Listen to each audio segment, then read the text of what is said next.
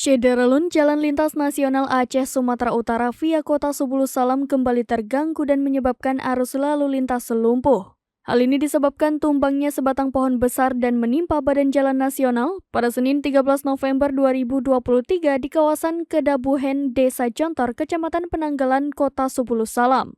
Informasi yang diterima serambinews.com, pohon tumbang tersebut terjadi di sekitar tikungan kembar di Jalan Lintas Nasional Aceh Sumut.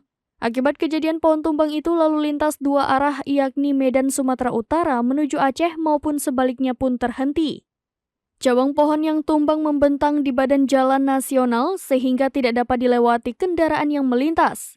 Heldri Bako adalah seorang warga Leikan melaporkan pohon tumbang terjadi sekitar pukul 10.35 waktu Indonesia Barat.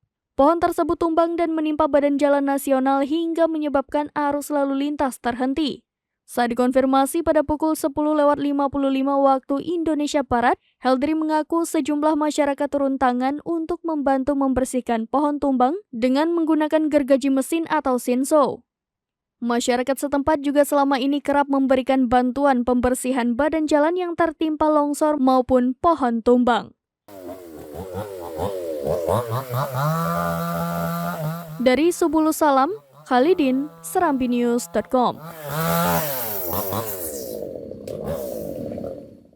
Download Tribun X sekarang, menghadirkan lokal menjadi Indonesia.